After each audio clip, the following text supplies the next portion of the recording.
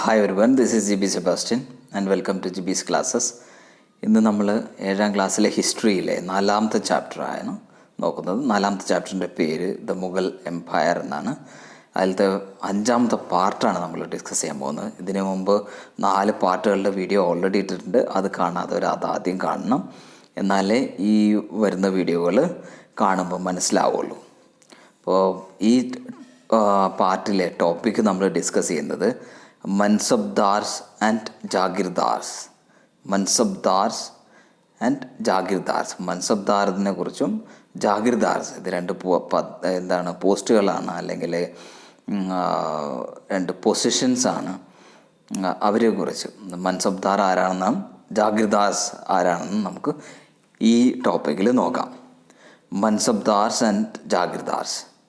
As the empire expanded to encompass different regions, the Mughals recruited diverse bodies of people. As the empire expanded to ഈ Mughal Empire എക്സ്പാൻഡായി, അതായത് വിപുലീകരിച്ച് വന്നു, എക്സ്പാൻഡായി വന്നു. അപ്പോൾ to എൻകംപാസ് different റീജിയൻസിൽ അവരുടെ ഭരണം വന്നു. അപ്പോൾ ആ ഡിഫറെൻ്റായിട്ടുള്ള റീജിയങ്ങൾ, പല റീജിയൻസ് ഉണ്ട്, പല ഏരിയ, പല സബ് കോണ്ടിനെൻറ്റിലെ പല റീജിയൻസും മുഗൾസ് അവരുടെ എംപയറാക്കി, അവരുടെ സാമ്രാജ്യമാക്കി. അപ്പോൾ Mughals recruited diverse bodies of people. പല തരത്തിലുള്ള അല്ലെങ്കിൽ പല പൊസിഷൻസിലോട്ട് ആൾക്കാരെ റിക്രൂട്ട് ചെയ്തു. മുഗൾസ് അവരുടെ എംപയർ എക്സ്പാൻഡായി. അപ്പോൾ പല രാജ്യങ്ങളും പല റീജിയൻസും അവർക്ക് കൺട്രോൾ ചെയ്യണം, ഭരണം നടത്തണം. അപ്പോൾ അതിന് വേണ്ടിയിട്ട് Mughals recruited diverse bodies of people. പല തരത്തിലുള്ള പല സ്ഥലങ്ങളിൽ നിന്നുള്ള ആൾക്കാരെ ഇവർ റിക്രൂട്ട് ചെയ്തു. അതുപോലെ തന്നെ from A small nucleus of Turkish nobles, അതായത് ടർക്കിയിലെ ഈ മെയിനായിട്ടുള്ള അധികാരികൾ, അവരായിരുന്നു മെയിനായിട്ട് അവരുടെ കൂടെ ഉണ്ടായിരുന്നത്.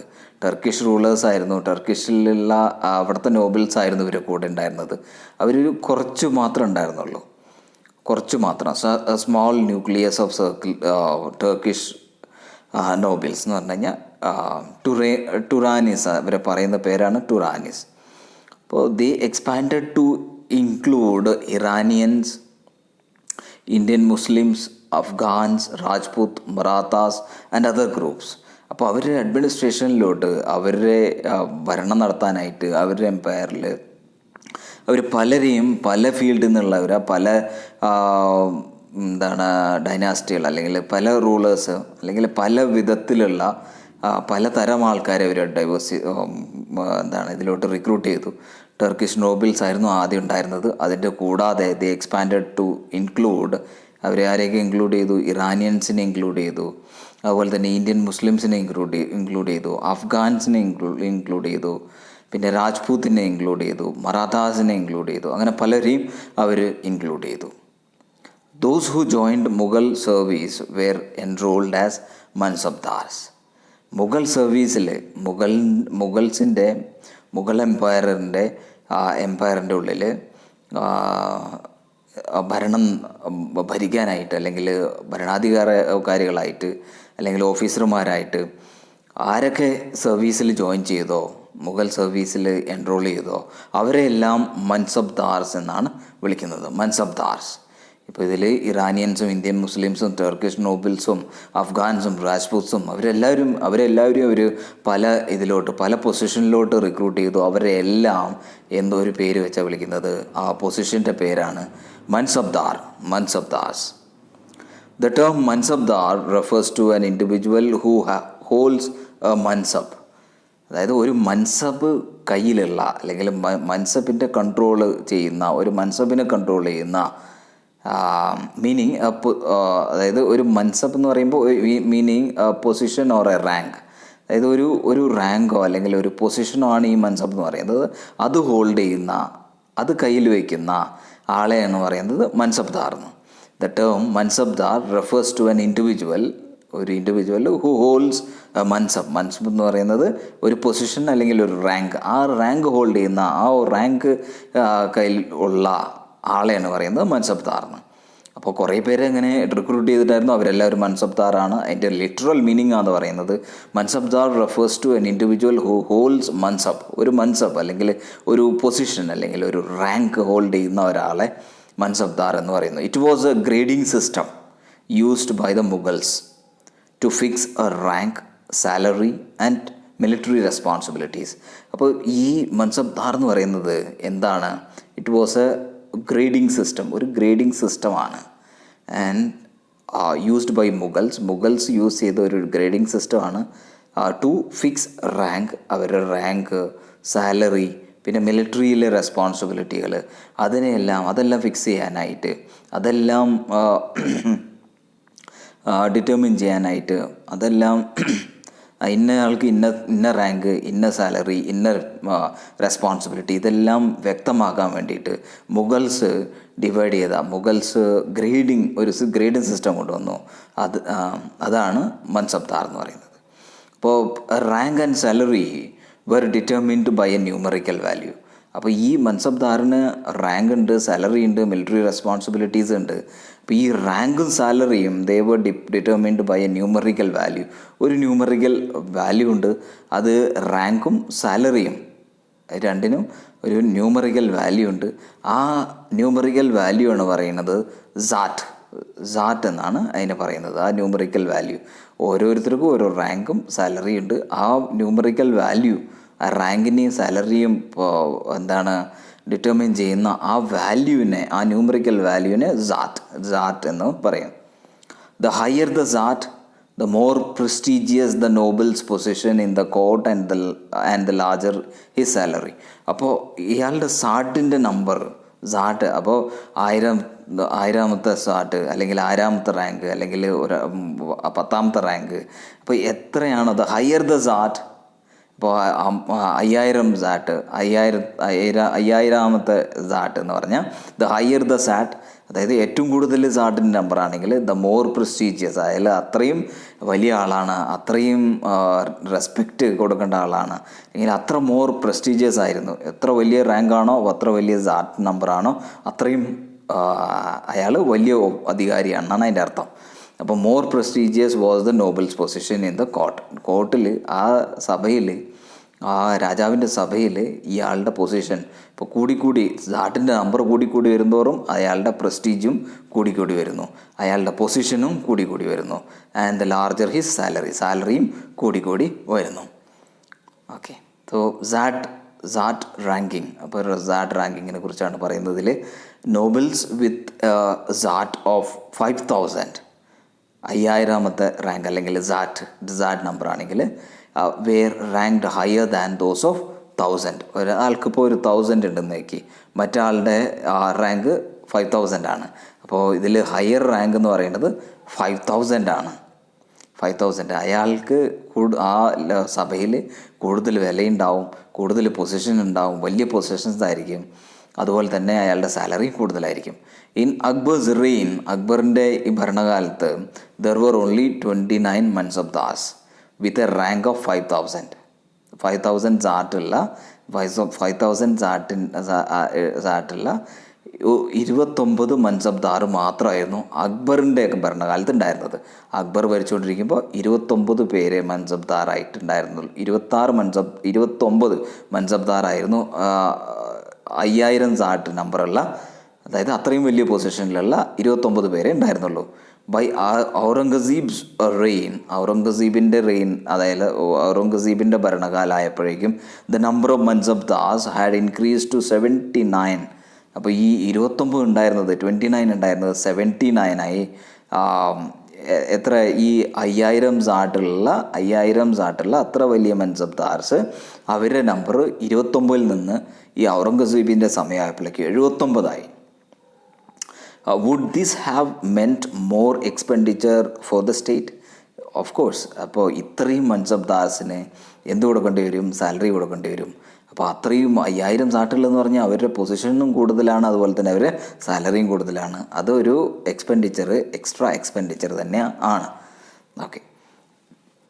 The Mansabdar's military responsibilities required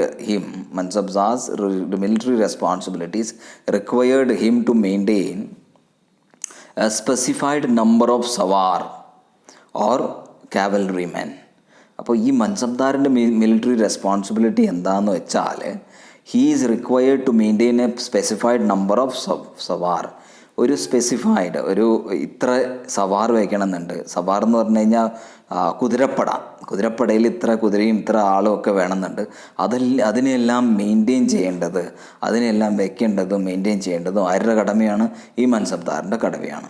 മൻസബ്ദാർസ് military റെസ്പോൺസിബിലിറ്റിയാണ് അത്, to maintain a specified number of sawar or cavalry men. Cavalry men എന്ന് പറഞ്ഞാൽ കുതിരപ്പട. The mansabdar brought his cavalry men for review, got them registered, their horses branded, and then received money to pay them as salary. അപ്പോൾ മൻസബ്ദാറിന് എന്ത് ചെയ്യണം? മൻസബ്ദാർ ആരെ കൊണ്ടുവരും? ദേ brought his cavalry men. കുതിരപ്പടയിലെ ആൾക്കാരെ എവിടെ കൊണ്ടുവരും? ഈ റൂളർ അടുത്ത് കൊണ്ടുവരും. ഫോർ റിവ്യൂ, അതിനെ റിവ്യൂ ചെയ്യും. ആരൊക്കെയുണ്ട്, എത്ര പേരുണ്ട്, അതെല്ലാം. പിന്നെ ഗോട്ട് ദം രജിസ്റ്റേർഡ്, അവരെ രജിസ്റ്റർ ചെയ്യിപ്പിക്കും. അതുപോലെ തന്നെ ദെയർ ഹോഴ്സസ് ബ്രാൻഡ്, അവരെ ഹോഴ്സസിനെ കുതിരകളെ ബ്രാൻഡ് ചെയ്യിപ്പിക്കും. അതുപോലെ തന്നെ ദേ റിസീവ്ഡ് മണി, ആ കുതിരകളെ എല്ലാം അവിടെ എഴുതിപ്പിക്കും. കുതിരയെക്കുറിച്ചും അവരുടെ കുതിരപ്പടയെ നയിക്കുന്ന ആൾക്കാരും അവരുടെ എല്ലാം ഡീറ്റെയിൽസും എല്ലാം എടുക്കും. എന്നിട്ടാണ് അവർക്ക് എന്ത് കിട്ടുന്നത്? They received money to pay them as salary. അപ്പോൾ അത് കഴിയുമ്പോഴാണ് ഇവർക്ക് പൈസ കിട്ടുന്നത്. To pay them as salary. ഈ കുതിരപ്പടയ്ക്കും ആ ആൾക്കാർക്കൊക്കെ സാലറി കൊടുക്കണം. അപ്പോൾ അതിനുള്ള പൈസ ഇവരെ കൊണ്ടുവന്ന് ഇവരെ പ്രൊഡ്യൂസ് ചെയ്ത് ഇവരെ പ്രസൻറ്റ് ചെയ്ത് ഇവരെ റിവ്യൂ ചെയ്ത് ഇവരെ കാര്യങ്ങളൊക്കെ നോക്കി ചെക്ക് ചെയ്ത് രജിസ്റ്റർ ചെയ്ത് ഹോഴ്സസിനെയൊക്കെ ചെക്ക് ചെയ്തിട്ട് എന്നിട്ടാണ് അവർക്ക് സാലറി കിട്ടുന്നത്. അപ്പോൾ മണി കിട്ടുന്നത് അതാണ് അവർക്ക് സാലറി ആയിട്ട് കൊടുക്കുന്നത്. ഇപ്പം മൻസബ്ദാറിൻ്റെ ഒരു മിലിറ്ററി റെസ്പോൺസിബിലിറ്റി എന്ന് പറഞ്ഞു കഴിഞ്ഞാൽ maintain a specified number of cavalry men അല്ലെങ്കിൽ സവാറിനെ മെയിൻറ്റെയിൻ ചെയ്യണം. എത്രയാണോ പറഞ്ഞിരിക്കുന്നത് അത്രയും പേരെ മെയിൻറ്റെയിൻ ചെയ്യണം. അത് മെയിൻറ്റെയിൻ ചെയ്തിട്ട് അവരെ പ്രൊഡ്യൂസ് ചെയ്ത് അവർ രജിസ്ട്രേഷൻ കഴിഞ്ഞ് കഴിയുമ്പോൾ അവർ രജിസ്റ്റർ ചെയ്ത് കഴിയുമ്പോൾ അവരുടെ പേര് കൊടുത്തു കഴിയുമ്പോൾ ഇവർക്ക് ഇത്ര ആ പൈസ കിട്ടും. ആ പൈസയാണ് അവർക്ക് സാലറി ആയിട്ട് കൊടുക്കുന്നത്. Mansabdars received their salaries as revenue assignments. മൻസബ്ദാറിന് എവിടെ നിന്നാണ് സാലറി കിട്ടുന്നത്? Mansabdar received salaries as revenue assignments. Revenue assignments എന്ന് പറഞ്ഞു കഴിഞ്ഞാൽ അവർക്ക് ഒരു ഏരിയ കൊടുക്കും. ആ ഏരിയയിലുള്ള റവന്യൂ ടാക്സസ് ഈ മൻസബ്ദാറിന് കളക്ട് ചെയ്യാം. അപ്പോൾ റവന്യൂ അസൈൻമെൻറ്റ്സ് കോൾഡ് ജാഗിർസ്. അപ്പോൾ ആ കൊടുക്കുന്ന ഏരിയ, അപ്പോൾ ഒരു മൻസബ്ദാറിന് ഈ ഏരിയ കൊടുത്തെങ്കിൽ അതാണ് അവരുടെ ജാഗിർ. വേറൊരു മൻസബ്ദാറിന് വേറൊരു ഏരിയ, അടുത്ത ഏരിയ കൊടുത്തു, വേറൊരാൾക്ക് വേറൊരു ഏരിയ കൊടുത്തു, വേറൊരാൾക്ക് വേറൊരു ഏരിയ കൊടുത്തു. അപ്പോൾ ആ ഒരു മൻസബ്ദാറിന് കൊടുത്ത ആ ഏരിയ അവിടെ നിന്ന് റവന്യൂ കളക്ട് ചെയ്യാനായിട്ട്, ടാക്സ് കളക്ട് ചെയ്യാനായിട്ട് അവർക്കൊരു ഏരിയ കൊടുത്തിട്ടുണ്ട്. അതിനെയാണ് പറയുന്നത് ജാഗിർസ് എന്ന് പറയുന്നത്. വിച്ച് വെയർ സംവാട്ട് ലൈക്ക് ഇക്താസ് നമ്മൾ നേരത്തെ പഠിച്ചിട്ടുണ്ട്. ഇക്ത എന്ന് പറയുന്നതും ഒരാൾക്ക് കൊടുത്ത ഒരു ഏരിയ, അവിടെ നിന്ന് അവർക്ക് റവന്യൂ ഒക്കെ കളക്ട് ചെയ്യാം. അവർക്ക് അവിടുത്തെ കാര്യങ്ങളൊക്കെ അഡ്മിനിസ്ട്രേഷൻ നോക്കണം, ഭരിക്കുകയും വേണം, അവിടുത്തെ കാര്യങ്ങളൊക്കെ മാനേജ് ചെയ്യണം, അവിടെ നിന്ന് ടാക്സും കളക്ട് ചെയ്യുക. അതേപോലെ തന്നെ മൻസബ്ദാർസ് റിസീവ്ഡ് ദെയർ സാലറീസ്. അവർക്ക് സാലറി എവിടെ നിന്ന് കിട്ടുന്നു, അവർക്കുള്ള പൈസ എവിടെ നിന്ന് കിട്ടുന്നത്? As revenue assignments. അവർക്ക് ആ ജാഗിറിൽ നിന്ന് ഇതൊരു ജാഗിറാണ്, ഓരോരുത്തർക്കും ഓരോ ജാഗിറാണ് കൊടുത്തിരിക്കുന്നത്. അതിൽ നിന്ന് കിട്ടുന്ന ടാക്സാണ് അവരുടെ സാലറി. ബട്ട് അൺലൈക്ക് മുക്തി അല്ല ഇത്, പക്ഷേ ഇക്താസിൻ്റെ ഒരു ഓൾമോസ്റ്റ് സെയിം ആണ്. മുക്തീസ് അല്ല. Most mansabdars did not actually reside or administer their jagirs. അപ്പോൾ എന്താ വ്യത്യാസം എന്ന് പറഞ്ഞു കഴിഞ്ഞാൽ, ഈ മൻസബ്ദാറിന് ആ ജാഗിറിൻ്റെ ഉള്ളിൽ, ഇപ്പോൾ ഇതാണ് ഒരാളുടെ ജാഗിറെങ്കിൽ അവിടെ തന്നെ താമസിക്കുകയോ അവിടെ ഇരുന്ന് അവിടുത്തെ ഭരണം നടത്തുകയോ ഒന്നും ചെയ്യേണ്ട കാര്യമില്ല. അൺലൈക്ക് മുക്തീസിന് എന്ത് ചെയ്യണമായിരുന്നു? അവിടുത്തെ കാര്യങ്ങളൊക്കെ നോക്കണമായിരുന്നു, അവിടെ താമസിക്കണമായിരുന്നു, അവിടുത്തെ ഭരണമൊക്കെ നോക്കണമായിരുന്നു. എന്നിട്ടാണ് അവർക്ക് ആ ടാക്സൊക്കെ കളക്ട് ചെയ്യാൻ പറ്റുക. പക്ഷേ ഇവിടെ എന്ന് പറയുന്നത് മൻസബ്ദാറിന് വേറെ എവിടെയെങ്കിലും ഇരുന്നാലും, ഒരു മൻസബ്ദാറിന് വേറെ എവിടെയെങ്കിലും ഇരുന്നിട്ട് ഇവിടുത്തെ ഉള്ളതിൻ്റെ ടാക്സ് എല്ലാം കളക്ട് ചെയ്യാം അവരുടെ ആൾ വെച്ചിട്ട്. Okay, mansabdar did not actually reside എന്ന് പറഞ്ഞാൽ ജീവിക്കുക, താമസിക്കുക, ഓർ അഡ്മിനിസ്റ്റർ ദെയർ ജാഗിർസ്, അവരുടെ ജാഗിറിൽ ഭരണം നടത്തുക ഒന്നും ചെയ്യുന്നില്ല. They only had rights to right to the revenue of their assignments. അവർക്ക് കൊടുത്ത ആ സ്ഥലം, ആ ജാഗിറിൽ നിന്നുള്ള റവന്യൂ, ടാക്സ് അവർക്ക് കളക്ട് ചെയ്യുക, അതായിരുന്നു അവരുടെ റൈറ്റ്, അവരുടെ അവകാശം. They had the right to the revenue of their assignments which were collected for them. അവർക്ക് വേണ്ടി ബൈ ദെയർ സെർവൻസ്, അവരുടെ സെർവൻസ്, അവരുടെ വേലക്കാർ, ഈ മൻസബ്ദാറിൻ്റെ വേലക്കാർക്ക് ആ ജാഗിറിൽ പോയിട്ട് അവിടെ നിന്നുള്ള ടാക്സ് കളക്ട് ചെയ്ത് ഈ മൻസബ്ദാറിനെ ഏൽപ്പിക്കാം.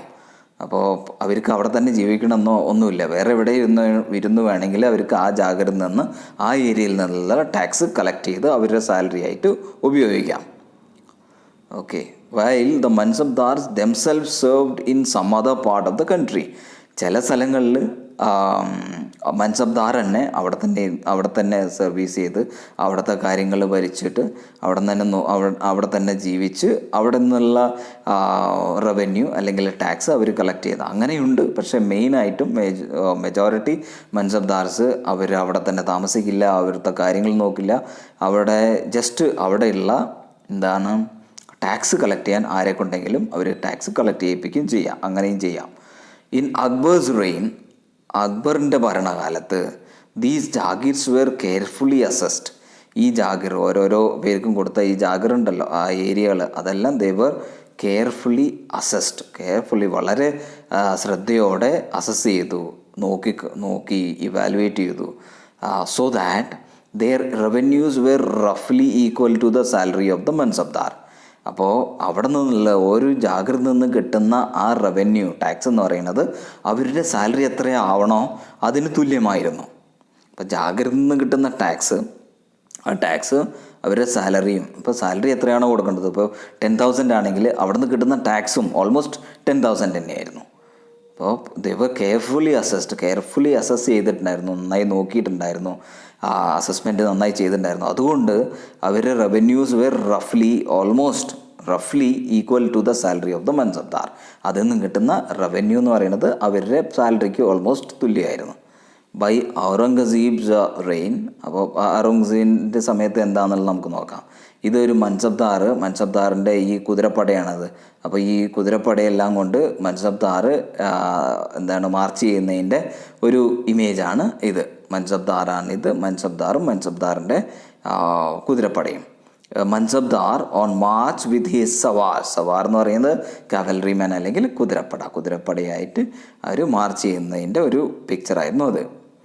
അപ്പോൾ ബൈ ഔറംഗസീബ്സ് റെയിൻ, ഔറംഗസീബിൻ്റെ ഭരണകാലമായപ്പോഴേക്കും this was no longer the case. ഈ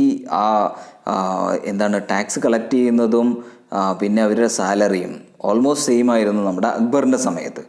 അത് കെയർഫുള്ളായിട്ട് അത് അസസ് ചെയ്തിട്ടുണ്ടായിരുന്നു. അതുകൊണ്ട് അതുപോലെ തന്നെ പക്ഷേ ഔറംഗസീബിൻ്റെ സമയമായപ്പോഴേക്കും this was no longer the case. അത് അങ്ങനെ ആയിരുന്നില്ല, അപ്പോഴത്തെ കണ്ടീഷൻ അല്ല, അപ്പോഴത്തെ കേസ് അങ്ങനെ ആയിരുന്നില്ല. And actual revenue collected was often less than the granted sum. അവർക്ക് കൊടുക്കേണ്ട സാലറിയെക്കാട്ടിലും ഒരുപാട് കുറവായിരുന്നു ടാക്സ് കളക്ട് ചെയ്തത് അല്ലെങ്കിൽ റവന്യൂ കളക്ട് ചെയ്തത്. There was also a huge increase in the number of mansabdars. നമ്മൾ കണ്ടു 29 ഉണ്ടായിരുന്നത് എത്രയായി, 79 വന്നു. അത്രയും റാങ്കുള്ള ആൾക്കാരുടെ. അതുകൂടാതെയും മൻസബ്ദാർസ് ഒരുപാടുണ്ടായിരുന്നു. ആ 5000 സാറ്റ് റാങ്കിലുള്ള പേരാണ് 29 നിന്ന് 79 ആയത്. അപ്പോൾ അതുപോലെ തന്നെ മറ്റുള്ള റാങ്കിലുള്ളവർ ഒരുപാട് കൂടി ഉണ്ടാവാം. അപ്പോൾ there was a huge increase in the number of mansabdars. മൻസബ്ദാറിൻ്റെ സംഖ്യകളിൽ ഒരുപാട് കൂടി. അപ്പോൾ അത്രയും സാലറി അവർ കൊടുക്കണം. And which meant a long wait before they received a jagir. ഒരു സ്ഥലം, അതായത് റവന്യൂ കളക്ട് ചെയ്യാനായിട്ട് ആ സ്ഥലം അല്ലെങ്കിൽ ജാഗിറിൽ കൂടെയാണ് അവർക്ക് സാലറി കിട്ടുന്നത്. അപ്പോൾ അതിന് വേണ്ടിയിട്ട് അവർക്ക് ഒരുപാട് വെയിറ്റ് ചെയ്യേണ്ടി വന്നു. ദിസ് മീൻ അപ്പോൾ ഒരുപാട് മൻസബ്ദാറുമായി. അപ്പോൾ ഈ മൻസബ്ദാർസിനെല്ലാം കൊടുക്കാനായിട്ട് ജാഗിറില്ല. അപ്പോൾ അതുകൊണ്ട് ആ ജാഗിറിന് വേണ്ടിയിട്ട്, ആ റവന്യൂ കളക്ട് ചെയ്യാനുള്ള സ്ഥലത്തിന് വേണ്ടിയിട്ട്, ആ ഏരിയയ്ക്ക് വേണ്ടിയിട്ട് ഒരുപാട് അവർക്ക് വെയിറ്റ് ചെയ്യേണ്ടി വന്നു ഓരോ മൻസബ്ദാറിനും. ദീസ് ആൻഡ് അതർ ഫാക്ടേഴ്സ്, ഇതും അതുപോലെ തന്നെ മറ്റുള്ള ഫാക്ടേഴ്സും created a shortage in the number of jagirs. അപ്പോൾ ജാഗിർസിൽ, ജാഗിർ എന്ന് പറഞ്ഞാൽ ഓരോരോ ഏരിയ, അതായത് ഓരോരോ ഏരിയ ഓരോരുത്തർക്ക് റവന്യൂ കളക്ട് ചെയ്യാനായി കൊടുക്കുന്ന ആ ഏരിയ, ആ നമ്പർ ഓഫ് ജാഗിർസിൽ ഷോർട്ടേജ് വന്നു. There was created a shortage in the number of jagirs, number of അല്ലെങ്കിൽ റവന്യൂ കളക്ട് ചെയ്യുന്നതിൽ അതിലെല്ലാം കുറവ് വന്നു.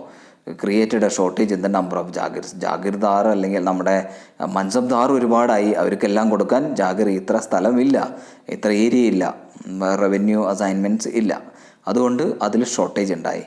As a result many jagirdars try to extract as much revenue as possible while they had a jagir. അപ്പോൾ ഈ ജാഗിർദാർ എന്ത് ചെയ്തു, ഈ മൻസബ്ദാർ എന്ത് ചെയ്തു, ആ ജാഗിർ കളക്ട് ചെയ്യുന്ന ആളാണ് ജാഗിർദാർ, അല്ലെങ്കിൽ ആ ജാഗിർ ആർക്കാണ് കൊടുത്തിരിക്കുന്നത് അതാണ് ജാഗിർദാർ, അത് മൻസബ്ദാർ തന്നെയാണ്. അപ്പോൾ അവർ try to extract as much revenue as possible, എത്ര മാക്സിമം ടാക്സ് അവിടെ നിന്ന് എടുക്കാൻ പറ്റുമോ, അവരിൽ നിന്ന് ഈടാക്കാൻ പറ്റുമോ അത്രയും മാക്സിമം അവിടുത്തെ ആൾക്കാരിൽ നിന്ന് അവർ ടാക്സ് ഈടാക്കി. While they had a Jagir, അവരുടെ കയ്യിൽ എപ്പോഴാണോ ആ ജാഗിർ എത്തിയത്, അപ്പോൾ കിട്ടിയത് ആ റവന്യൂ കളക്ട് ചെയ്യാനുള്ള ആ ഏരിയ കിട്ടിയത്, അവിടെ നിന്ന് മാക്സിമം അവർ അവിടുത്തെ ആൾക്കാരിൽ നിന്ന് ടാക്സ് എടുക്കുമായിരുന്നു. Aurangzeb was unable to control these developments in the last years of his reign. അയാളുടെ ഈ ഔറംഗസീബിൻ്റെ അവസാന കാലഘട്ടങ്ങളിലായപ്പോൾ ഈ കാര്യങ്ങളൊന്നും ഔറംഗസീബിന് ശരിയായിട്ട് കൺട്രോൾ ചെയ്യാൻ പറ്റിയില്ല. ഈ ഡെവലപ്മെൻറ്റ്സ് ഒന്നും ശരിക്ക് കൺട്രോൾ ചെയ്യാൻ ഔറംഗസീബിന് കഴിഞ്ഞില്ല. And the peasantry therefore suffered tremendously. Peasantry എന്ന് പറഞ്ഞു കഴിഞ്ഞാൽ കൃഷിക്കാർക്ക് ഒരുപാട് സഫറിങ്സ് അല്ലെങ്കിൽ കഷ്ടപ്പാട് അനുഭവിക്കേണ്ടി വന്നു, ഒരുപാട് കഷ്ടപ്പാട് കൊണ്ട് അനുഭവിക്കേണ്ടി വന്നു. ഇപ്പോൾ ജാഗിർദാർ അല്ലെങ്കിൽ മൻസബ്ദാർ ഒരു ജാഗിർ കിട്ടിക്കഴിയുമ്പോൾ അവിടെ നിന്ന് മാക്സിമം അവരിൽ നിന്ന് ടാക്സ് ഈടാക്കുമായിരുന്നു. അപ്പോൾ അതുകൊണ്ട് ഈ അഗ്രികൾച്ചർ ചെയ്യുന്ന ആൾക്കാർക്ക്, ഈ കൃഷിക്കാർക്ക് ഒരുപാട് സഹിക്കേണ്ടി വന്നു. ഇതൊരു പടമാണ്, ഫിഗർ 6. അതിൽ details from a miniature from Shah Jahan's reign depicting corruption in his father's administration. ഷാജഹാൻ്റെ ഭരണകാലത്ത് ഒരു പിക്ചറാണ്, ഒരു മിനിയേച്ചർ അല്ലെങ്കിൽ picture from Shah Jahan's reign, Shah Jahan ഭരിച്ച ആ സമയത്തുള്ള ഒരു പിക്ചറാണ്. ഡിപ്പിക്റ്റിംഗ് എന്ന് പറഞ്ഞാൽ showing corruption in his father's administration. ഈ ഷാജഹാൻ്റെ ഫാദറിൻ്റെ സമയത്ത് ഭരണകാലത്ത് ഉണ്ടായിരുന്ന കറപ്ഷനെ കുറിച്ച് കാണിക്കുന്ന ഒരു പിക്ചർ. ഷാജഹാൻ്റെ ഫാദർ എന്ന് പറയുന്നത് ജഹാംഗീർ ആയിരുന്നു. ജഹാംഗീറിൻ്റെ സമയത്തുണ്ടായിരുന്ന ഒരു കറപ്ഷനെ കാണിക്കുന്ന പിക്ചറാണ് ഈ കാണിക്കുന്നത്.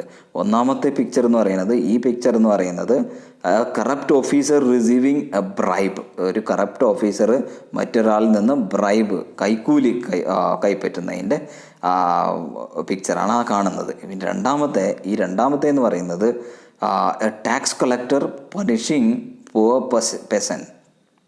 അതായത് കൃഷിക്കാരൻ, ഒന്നുമില്ലാത്ത ഒരു പാവം കൃഷിക്കാരനെ ഒരു ടാക്സ് കളക്ടർ ജാഗിർദാർ അല്ലെങ്കിൽ മൻസബ്ദാർ അല്ലെങ്കിൽ അയാൾ അപ്പോയിൻ്റ് ചെയ്ത ആരെങ്കിലും, ടാക്സ് കളക്ട് ചെയ്യുന്ന ആൾ ഇയാളെ മർദ്ദിക്കുന്നു, പണിഷ് ചെയ്യുന്നു ടാക്സ് കൊടുക്കാത്തതിന്. അപ്പോൾ ഇത് ഷാജഹാൻ്റെ സമയത്ത്, ഷാജഹാൻ്റെ അപ്പൻ്റെ സമയത്ത്, ഷാജഹാൻ്റെ അച്ഛനായ ജഹാംഗീർ ഭരിച്ചിരുന്ന സമയത്ത് നടന്ന ഒരു കാര്യം, ഷാജഹാൻ്റെ സമയത്ത് വരച്ച ഒരു പിക്ചറാണ് ഇത്. അപ്പോൾ മനസ്സിലായി കാണുമെന്ന് വിചാരിക്കുന്നു. Thanks for watching. Please do subscribe, like and share. Thank you.